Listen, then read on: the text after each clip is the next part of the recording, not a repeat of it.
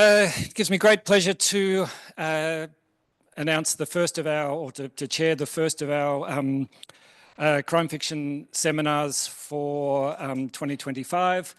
I'm going to use this, and of course our guest is Sabrina Howe, and I'll talk about Sabrina in just a minute, but I'm going to use this just as an opportunity to quickly talk about this talk forms part of a project and funded by the Australian Research Council on world crime fiction, making sense of a global genre. For those of you who are online, I've put a link into the project website that has just gone live this afternoon. And this project is designed to find out what we can about the practice of crime fiction around the world. To that end, we are going to be asking a big favour of lots of people, and that is to conduct a survey. And this isn't working. Let's just try this. No, okay.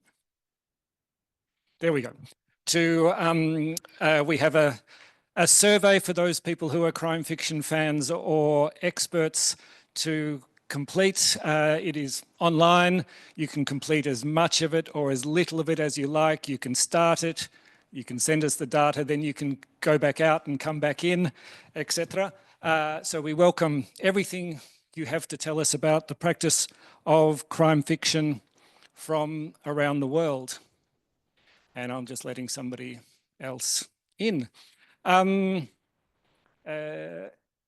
also want to take this opportunity, this is a shameless plug. One of the outcomes of this project already has been a special edition of crime fiction studies on crime fiction and indigeneity, which includes contributions by two of the project members, Jesper Guldal and Carlos Uxol.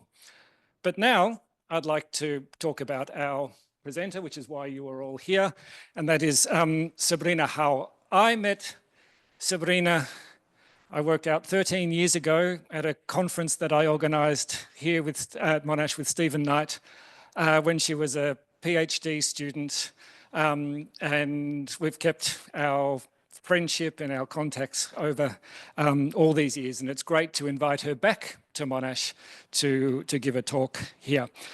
Sabrina Howe is an assistant professor at Guangdong University of Foreign Studies in China. She completed her PhD at Macquarie University, writing on Robert van Gulik and his Chinese Sherlock Holmes, which has now been translated, not been translated, has been published in this book by Brill. It is a great book. It is certainly worth having a look at. Today, Sabrina is going to talk about Sherlock Holmes Came to China, Lin Shu's transadaptation of A Study in Scarlet. Sabrina is going to talk for about 30 minutes, around 30 minutes, and then we'll have time for questions and answers. For those people who are on the screen, we will ask you to raise your hand and we will get to you. Okay. All right. I'll pass you over to Sabrina. Do you want to turn on your mic? This side. Hello. This side. Oh, yeah, sure.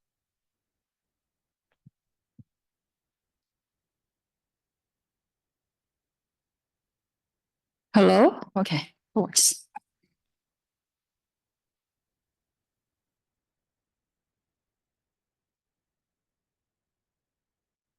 Yeah.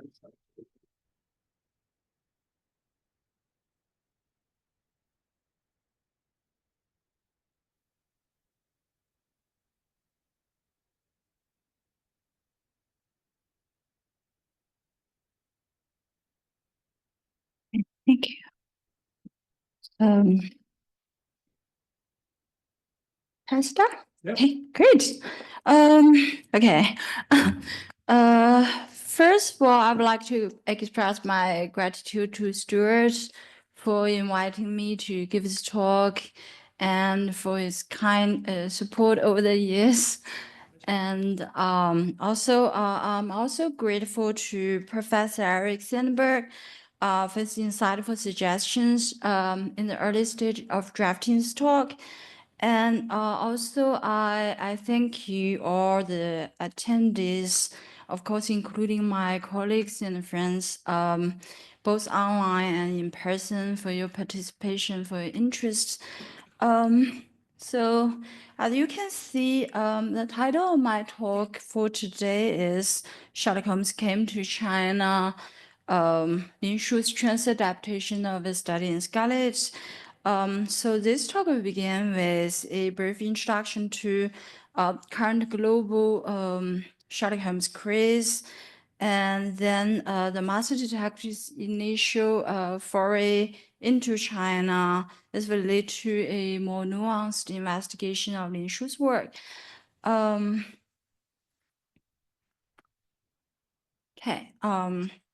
So I would like to say a little bit about its globalized Sherlock Holmes craze at the moment. So this, as you people can see, at the right corner, this is cartoon Sherlock with his signature deer stalker hat and magnifying glass, and this the male actors I selected here, those actors that have played the role of Sherlock Holmes. So original emblem of British Victorian culture, Sherlock Holmes has transcended his late 19th century origins to become the most globalized detective figure in literary history, with widespread translations and adaptations across languages, cultures, and media. Sherlock Holmes' influence extends far beyond Arthur Conan Doyle's original canon. Shaping detective fiction worldwide, Sherlock Holmes has continued to captivate audiences globally with craze that shows no sign of fading in public culture. The iconic detective who first appeared in Sir Arthur Conan Doyle's stories over 100 years ago has evolved into one of the most enduring figures in literature and media. I have some more examples. As you can see, I select some the posters of the popular screen adaptations at the moment of Sherlock Holmes. So Sherlock Holmes has been adapted and reinterpreted in countless forms over the years, from the classic portrayal by Basil Rathbone and Jeremy Brett to modern takes in Sherlock, the BBC adaptation, starring Benedict Cumberbatch. I think it's the middle one, as you can see. Elementary CBS remake starring Johnny Lee Miller. These adaptations are often set in contemporary time, with Holmes' sharp intellect and keen observational skills still front and center. Also, you can see the film series starring Robert Downey Jr. and Jude Law, which is the left one, has brought the detective into the mainstream once more. These films, while more action-packed than the original story, highlight Holmes' quick wit and deductive reasoning alongside their own dose of humor and drama. As for the spin-offs, the prequels, the Holmes universe is thriving beyond the original canon. Authors have continued to explore the world of Sherlock Holmes with novels, fan fiction, and even stories told from the perspective of his iconic sidekick, Dr. Watson. Recent works like Elona Holmes, I think it's the right one, explores Holmes' younger sister. As you can see, here's a female character sitting in the middle of the poster. Actually, it's Holmes' younger sister, a sharp, independent character who brings new life to the Holmes franchise. Excuse me. In China at the moment, there's widespread craze on Holmes. Fan fiction has been continuously published on online platforms. Weibo and Jinjiang Literature City are home to vast amounts of Holmes-related fan fiction, particularly inspired by BBC Sherlock. I mean the middle one. The Sherlock and Watson pairing has a dedicated following with fan works ranging from alternate universe settings to historical reinterpretations. Sherlock Holmes also enjoyed a lasting life in gaming and live events, such as Sherlock-themed escape rooms and role-playing games. But my question now is, how did Sherlock first make its way to China?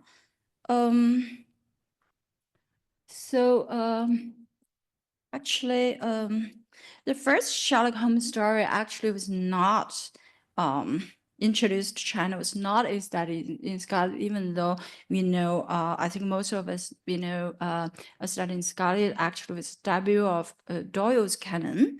The first Holmesian stories to be introduced into China is the Naval Treaty, translated as 因报探看到蜜月案. My translation, the British detectives' investigation of the theft of the secret treaty.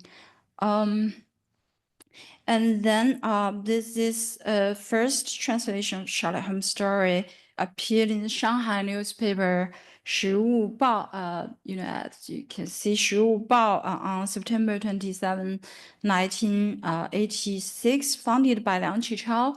As you can see, the man in the picture. 时务报was a significant reformist platform to promote agendas of governance, nationalism, and modern civilization. This marks the earliest known translation of Sherlock Holmes' story into China and serves as a starting point of instruction of detective fiction in late Qing China. Immediately following the publication of the Naval Treaty between 1896 to 1897, 时务报, 时务 newspaper serialized other several Holmes stories. They are The Crooked Man, as translated as 与之有复仇事, my translation, The Hunchback's Revenge. And then The Man with the Twisted Lip, as 继父匡女破案, the stepfather deceiving his stepdaughter to resolve a case, and also The Final Problem, translated into Chinese as 戈尔戈斯击案被枪. My translation, Sherlock Holmes was killed during his investigation. The first 4 Sherlock Holmes mentioned here actually were not translated by Lin Shu. They were translated by Zhang Dekun. Zhang Dekun was a native of Wuzhen of Zhejiang Province. He graduated from Shanghai Guangfang Yanguan School of Foreign Languages. He worked as official translator of the treaty Shimonoseki of the Qing government. Later was recruited the English translator for 时务报, the 时务 newspaper. Though Zhang's pioneering work introduced Sherlock Holmes to China was highly commendable, but yet Zhang himself is lesser known compared to Lin Shu, because Lin Shu was the foremost translator of the Western literary works at the time. Lin Shu played a more significant role in the first tidal wave translating Sherlock Holmes and in making the fictionalized figure a household name in China. So perhaps I should say something about Lin Shu. Okay.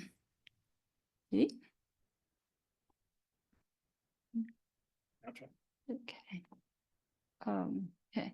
This is Lin Shu. As you can see, the man, here's a photo of Lin Shu. And so Lin Shu was a Chinese translator, writer, literary scholar, known for his pioneering role in introducing Western literature to Chinese readers. His work played a crucial role in shaping modern Chinese literary taste and fostering cross-cultural literary exchange.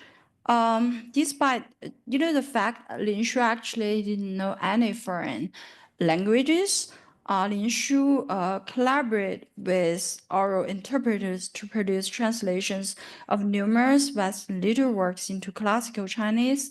Collaborating with others, he translated from English, French, Russian, Spanish into literary Chinese over 180 works, mostly novels drawn from 98 authors of 11 countries.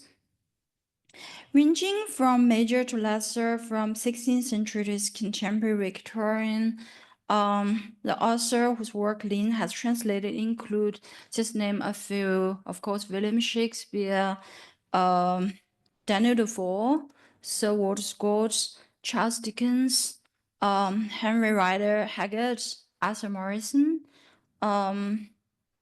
Harriet Beecher Stowe, and Milieu de Cervantes. Correct? Great. And the Dumas, father and son. Of course, as well as Arthur Conan Doyle.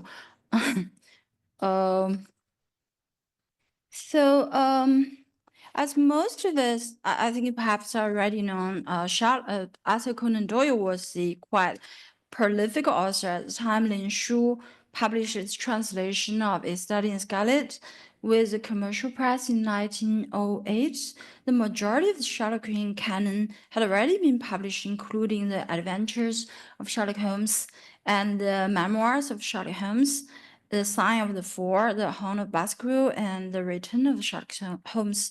Yet, A Study in Scarlet was only Lin Shu's translation of Conan Doyle's Sherlock Holmes story. In the following part, we show you the reason why. But before a detailed analysis can be undertaken, I think perhaps we need to find out a little bit more about A Study in Scarlet's foundational text of the Doyle canon. Okay. So A Study in Scarlet was a novella actually published in 1887 in Beaton's Christmas Annual. Marks the first appearance of Sherlock Holmes and Dr. Watson, who would become the most famous detective in English literature. The book's title derives from a speech given by Holmes, a consulting detective to his friend and chronicler Watson, on the nature of his work, in which he describes the story's murder investigation as Study in Scarlet. This novella actually consists of two parts. Part one is the reminiscence of Watson, and part two is the Country of the Saints. The first part was narrated by Watson, relates how the returned surgeon Dr. Watson meets his roommate Sherlock Holmes and learned about his profession as a private consulting detective in London. The duo is approached by inspectors Lastry and Gregson on Scotland Yard in the seek of assistance in the mysterious murder case. Thanks to his power of observation and deduction, with the help of street urchins, Holmes called the murder Jefferson Hope on the spot. So this is part one, and part two is the part two of the novella reveals the cause of the murder, with its narrative flashing back to a tragic love story. Due to a religious persecution 21 years before. It was young Jefferson Hope and married a Mormon follower Lucy, but the union was opposed by the church that forbids Lucy to marry outside its church, and forced her to marry Draber, a son of an important figure of the church's council.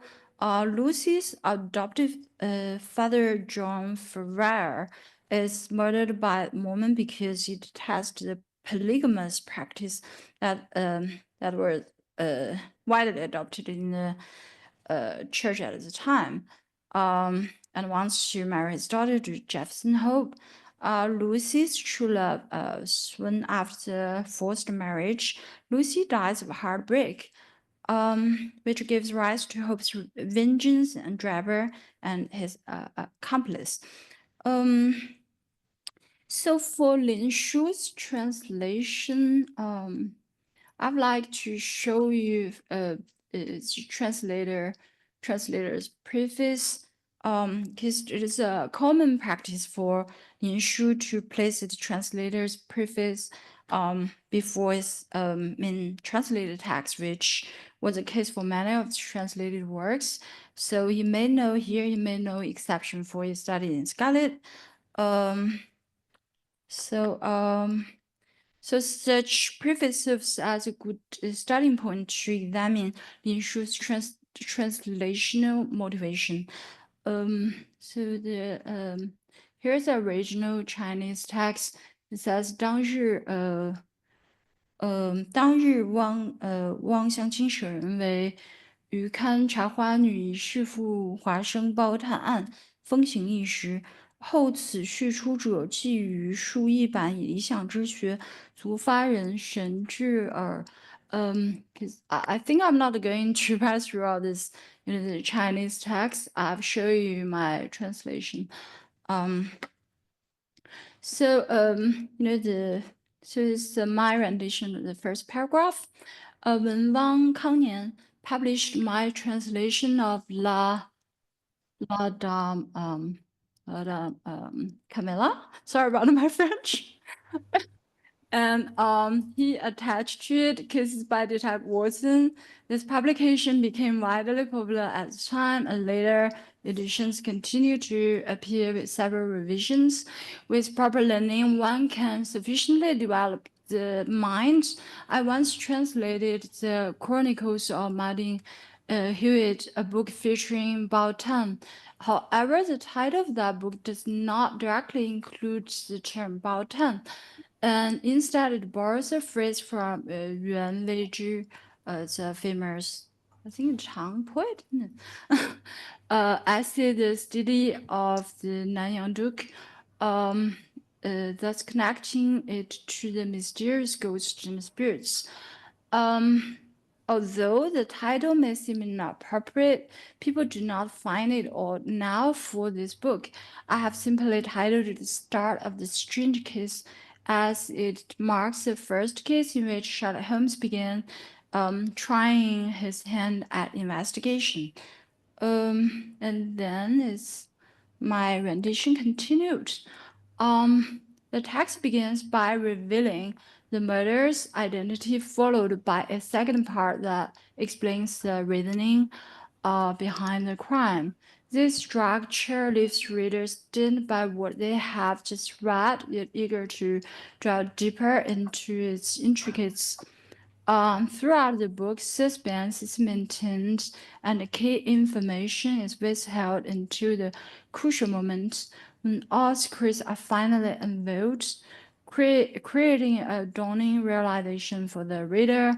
The narrative technique embodies what Gu Kaizhi was the renowned painter in the 4th century China, described Gu Kaizhi described as a very essence of storytelling. So as you can see, actually, Lin Shu's preface addressed two concerns. One is about detective, and the other one is about the unique generic features of the detective fiction as a genre. I read Lin's translational motivation of this foundational Sherlock Holmes fiction as promoting his political agenda as well as renovating Chinese literature.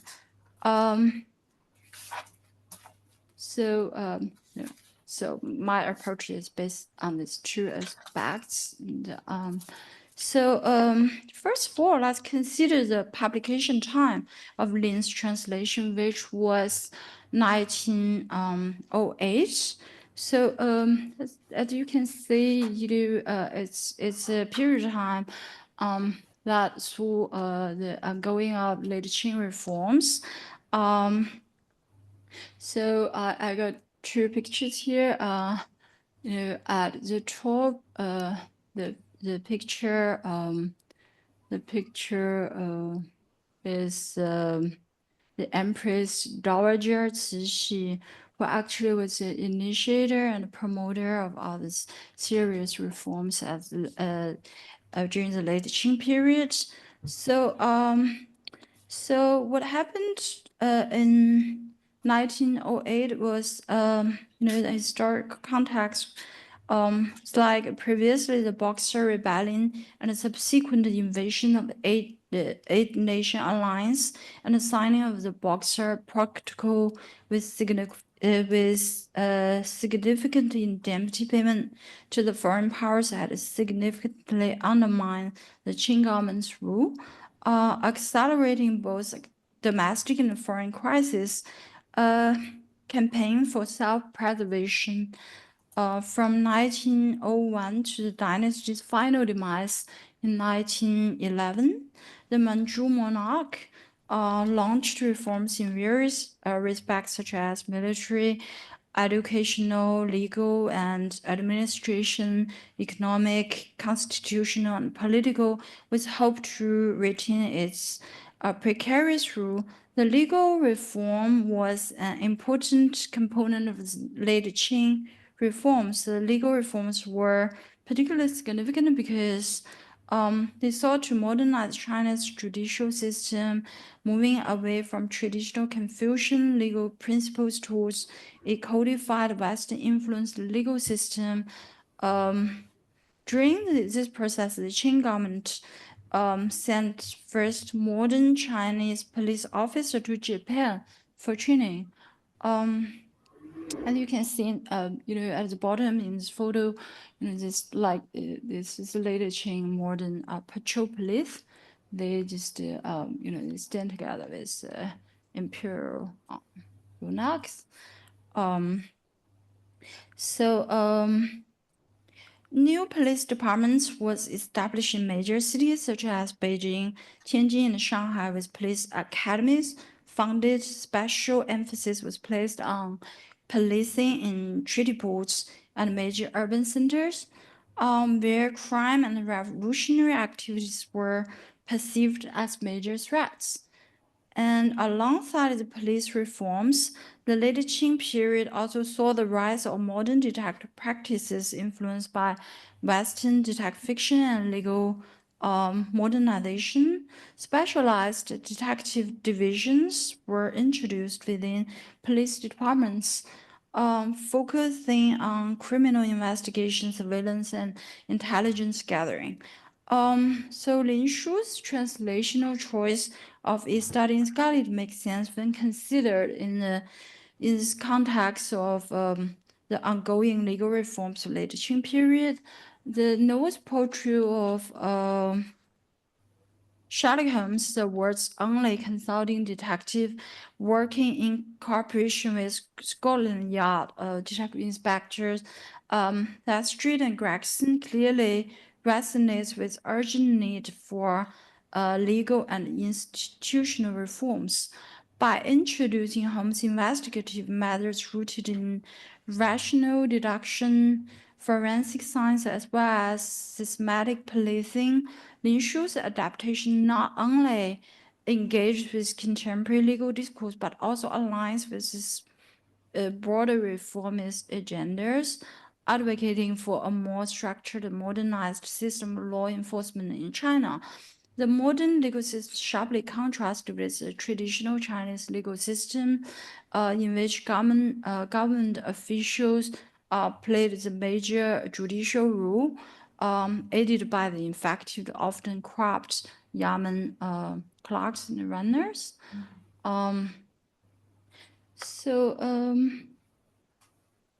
Another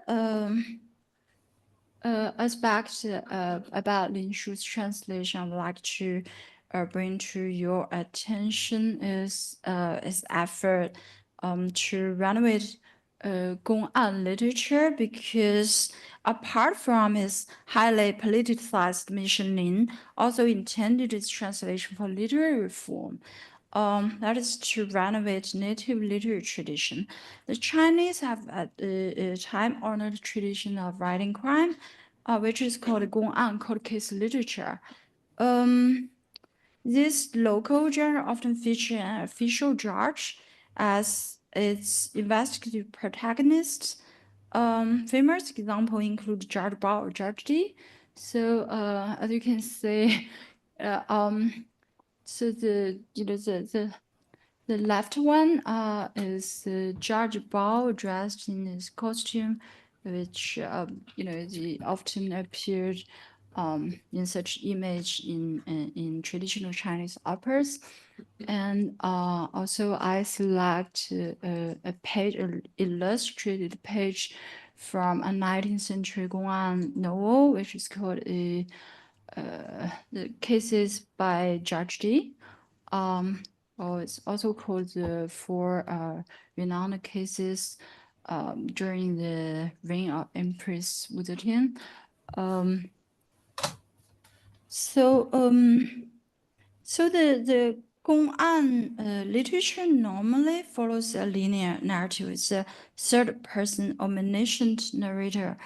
Lin Shu's insightful observation of the narrative feature of the Holmes detective stories, such as backward structure, the suspense withholding of key information, the final denouement, as actually characteristics that distinguish the classic Anglo-American detective fiction from its Chinese counterpart.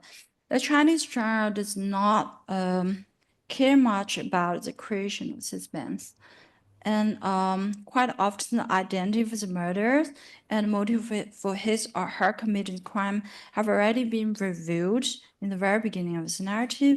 What concerns the Chinese tradition is not who did it, but how to catch the culprit to have him or her confessed. So it is obvious that Lin translated this classic Holmesian story to supply what was lacking in domestic crime literature, to enrich it with new forms and techniques.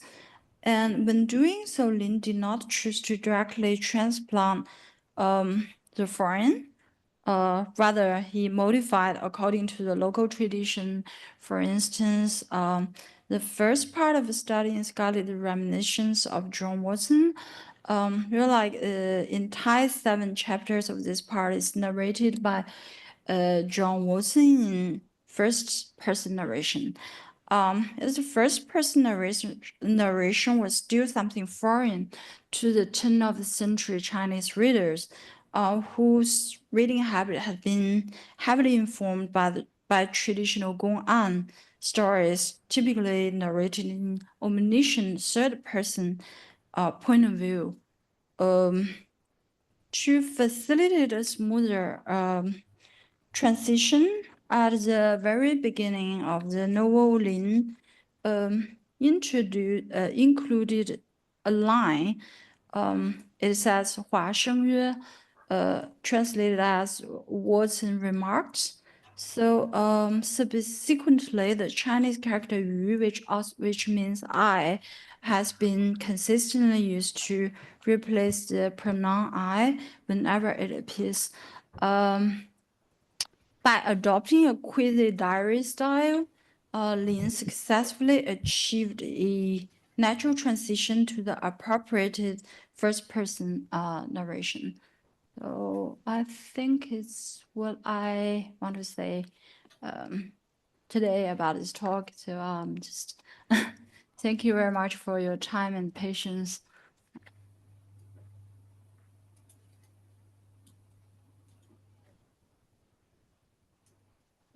Just stop sharing.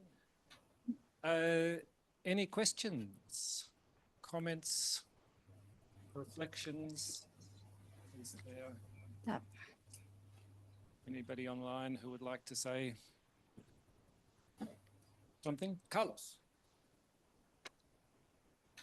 Thank you. Hello. Yes.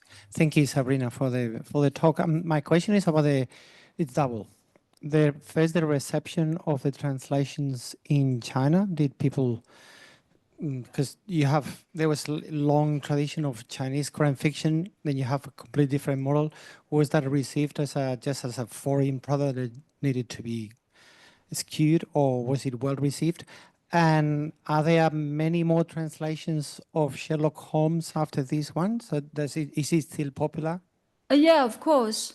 Because Stuart also knows, right? Because they're like basically should be divided into like two phases of translating Sherlock Holmes and detective fiction into China. And the first stage happened, at the turn of the century and the late Qing period. So Lin Shu is kind of like a representative translator of the Sherlock Holmes stories in this tidal wave translating Western detective fiction, and the other one occurred the Republican year, and people continue translate Sherlock Holmes stories, but with at the time using a modernized vernacular Chinese language, because at that time there was a language reform, transitioning from classical Chinese to vernacular. And apart from translation during the Republican year, there were also, people, authors trying their handwriting, their own detective fiction modeling on, this, things provided by the Sherlock Holmes formula. Famous example, like Chen Xiaoqing, yeah, the Republican author. Other questions? Shopping? Yeah, thanks for your presentation.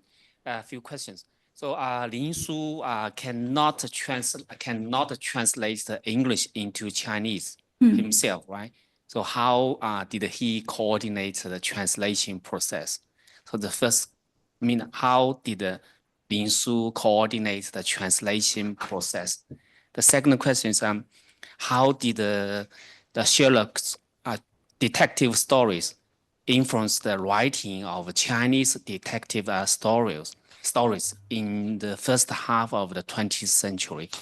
I ask this question because I remember I once read the detective stories about in Shanghai in 1940s.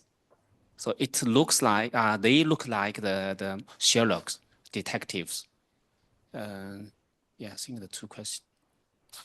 Yeah, only two questions. Yeah, good question. And for question one, yeah, I think this is something made in Shu quite unique in terms of those, late Qing translators, because Lin didn't know any foreign languages, but fortunately he got assistants, collaborators, because those people, they know the languages they translated into. So Lin Shu's major contribution was to, because it's like, the way of working is like, say for example, we got this book, and then we just sit down together, perhaps one person, Lin's collaborator, the person who know the foreign language, just do the oral translation after Lin Shu heard it, and Lin immediately changed these things into more polished classical Chinese, and it's how they collaborate, because at the late Qing period, it was classical Chinese remains the dominant language, literary language rather than the vernacular. But after the late Qing, it was like the vernacular Chinese, achieved the dominant position. So it's why Lin Shu kind of, lost his market in the Republican year because the language he used is no longer popular. So question 2 is about I think the influence of the translated appropriate literatures on the native writing. Cause like this Gong'an literature, after this Western detective fiction introduced into China, and people realized, its way of narrating stories and its, narrative features. In particular, it's, it's a rationality and scientific methods of those things you could never find in the traditional Gong'an stories, because it's full of like demons and strange dreams, and they found this new form is quite attractive, appealing. So they made the kind of also they borrowed from the translated genre to modify their own crime writing. A famous example is Cheng Xiaoqing, which is called the father of Chinese detective fiction. I think perhaps the story you talk about, the Republican year detective stories talk about, I think it's highly likely written by Cheng Xiaoqing. This you forgot the title. Okay. Yeah, so sorry, I have a question. Can you hear me? yeah, sure. Yeah, I'll turn on the cameras. Yeah, thank you for your talk. And I have a question to build on the previous question, because this is something I personally really want to know. Like, you talk about like Sherlock Holmes, the translation of Sherlock Holmes kind of influence Chinese native crime writing. Do you say in any way may Sherlock Holmes influence the writing of more recent, more contemporary Chinese crime fiction writers? For example, I've got the impression that what's the name? Zi Chen was quite popular around 2020. So do you think this applies to him, or just any writer that are more contemporary?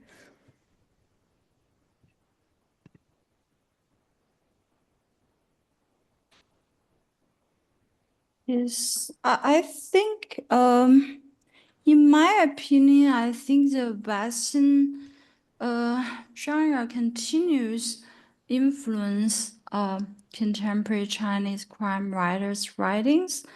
But because Sherlock Holmes is more like in the very beginning, the initial stage of learning from the Western traditions, but such trend continue in China these days, because they still keep learning the Western troops and techniques to tell the local stories. So it's kind of my observation about this phenomenon. Okay, thank you. Thank you.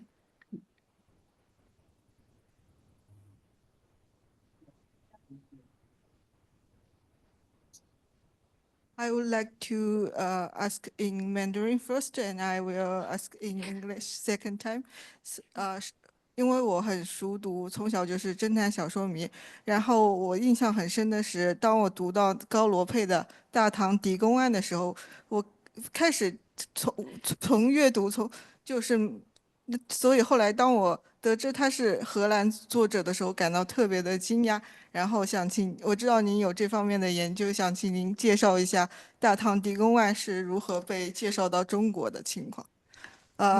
When I was teen, I was fascinated by the detective fictions, and I was very astonished by the finding the writer of the detective was Greek, and I want to know more about how his works and books to introduce in China.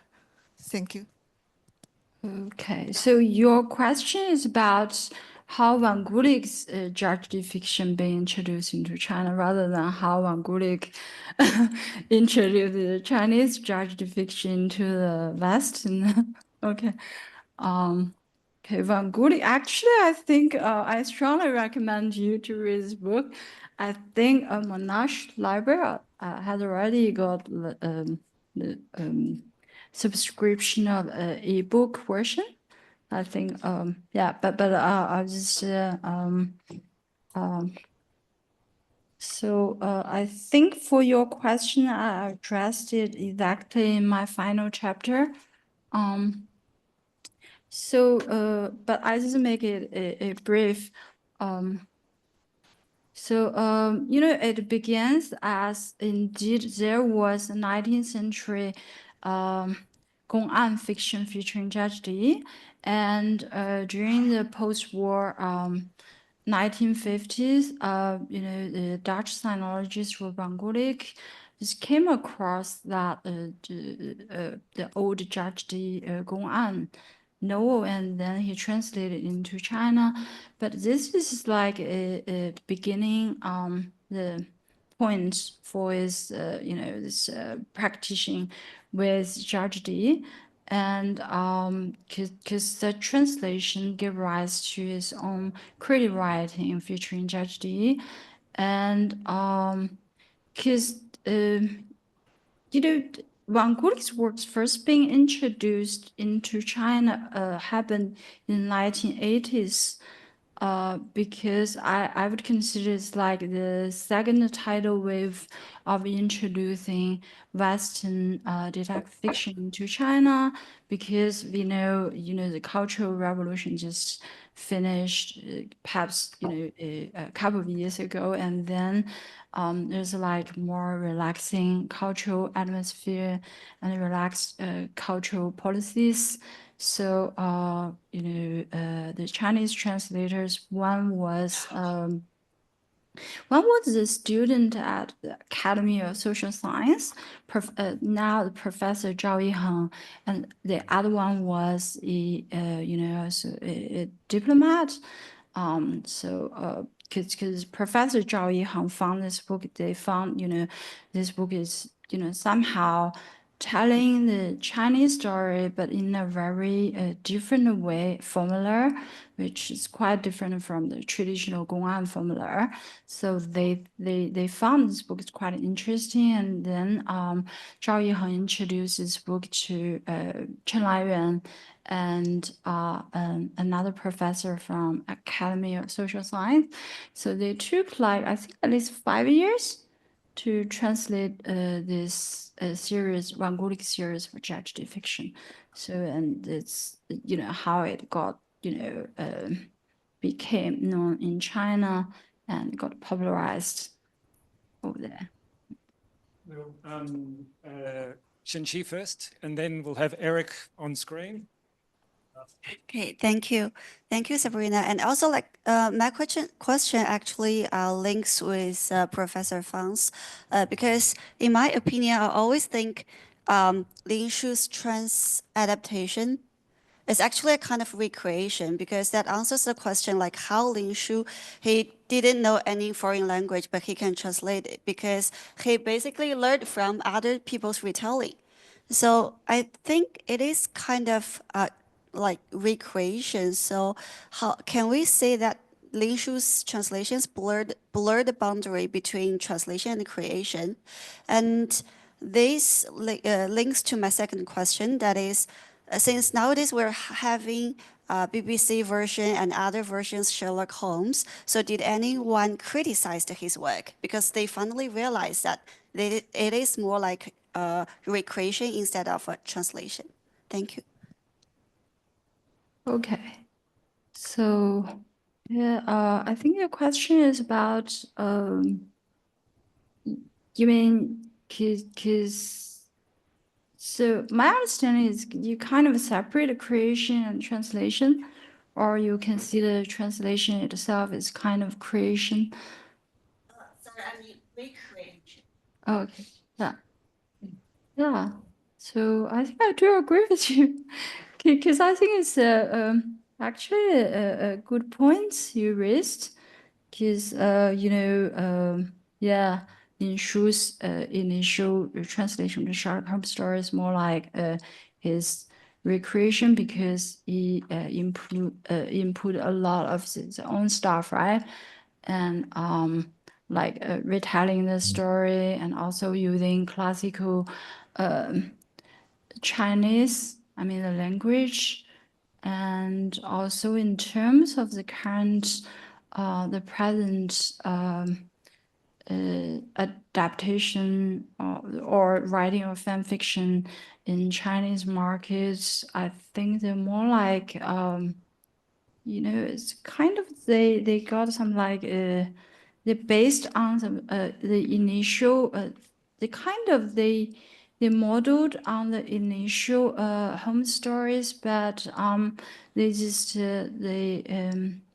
meanwhile they keep input like new elements to make it like increasing web of adapting Sherlock Holmes.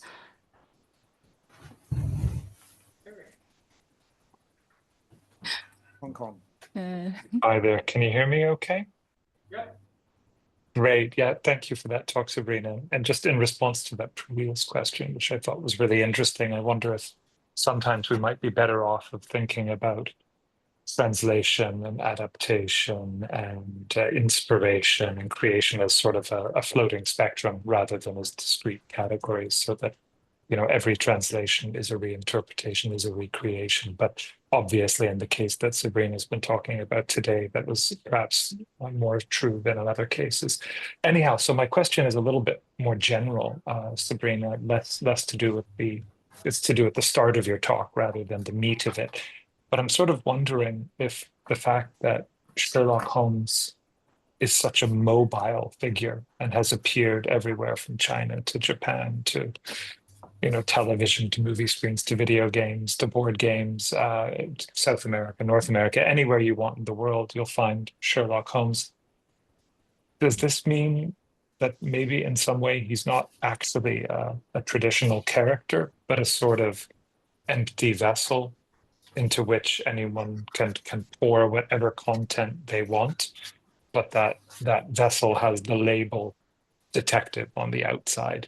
So basically, is Sherlock Holmes simply synonymous with detective? So when we adopt him to a new cultural or historical context, we're maybe just using Sherlock Holmes as a label to indicate detection. I hope that's clear as a question. Would you like to elaborate on it a bit?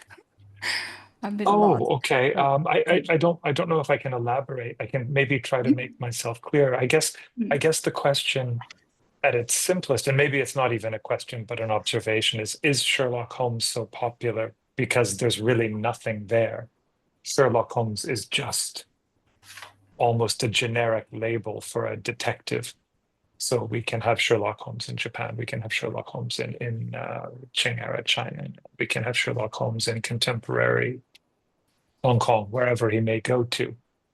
And it doesn't really tell us much about Sherlock Holmes specifically. Instead, Sherlock is just a detective in a rather broad, generic sense. Does that strike you, or maybe anyone else in the room, as true? I don't know. Just a thought. Oh, I got it. Seems like your new kind of your new definition about translation studies. Oh no, adaptation studies. I mean, yeah, it's a good suggestion actually. So basically, I think all this, the key thing holds all this, ongoing adaptation or translation together is just the figure of Sherlock Holmes, because Sherlock Holmes himself is already like too well known and so influential. What do you mean? Yeah, it's quite. If I can just pop in there, I think Sherlock Holmes comes with prestige that other detectives may not. So that can facilitate the entry of, say, Sherlock Holmes as a figure, rather than just the creation of another detective, just changing the name. Sherlock Holmes becomes Miss Marple, becomes whoever. But I think the prestige factor is important in the translations. And I'll just pass you over. Thank you. You mentioned that Lin Shu translated into a classical style of Chinese, and I'm just interested to know if modern Chinese still read his translations or if they read later translations. And also, does that classical Chinese that he used differ very much, for example, from modern Mandarin? Oh, yeah, it's a good question, a linguistic question. Oh, yeah, actually, the translation by Lin Shu in classical language is getting like kind of, fading away people's favor because the classical Chinese is like kind of like Latin. Because these days, like the Mandarin I speak is we call it vernacular Chinese, and it's very different from the classical Chinese. Because when I was reading Lin Shu's text, I was like, I just kept consulting dictionary and read other people's annotations, but still I think it's in terms of research, it's good way of learning, and yeah, but these days it's just very few people they still use like classical Chinese, but mainly most of the time is for research purpose. But we no longer use it in normal communication.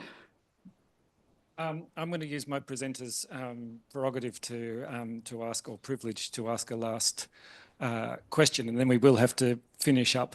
You make a good, you've explained very well the way in which the transadaptation, the recreation, the translation of Sherlock Holmes drew on the Gongang tradition, particularly say with the titles which explain give you the outcome of the story, which is something which is strange in the Western tradition until much later, when you know who a criminal is, and then we try to find out whether they will get away with it or not. Are there more recent translations of the Sherlock Holmes stories? And if so, do they maintain the original translation titles, or do they correspond to the original English titles? And if so, does that represent the fact that, the penetration, say, of Western crime fiction, that people are now familiar with those techniques and conventions in a way that they weren't in early 20th century China? Oh, yeah, good question. So, yeah, despite this early efforts, fortunately, the Sherlock Holmes canon has been translated and retranslated even until today. Because I think it's Zhonghua Shuju, Zhonghua Bookstore just published like a new version of translation by Li Jiazhen, perhaps last year or the year before last year. But for the the contemporary translation of like Joyle's canon, I think it's very, very close to the original text in terms of linguistic features, in terms of the narrative methods.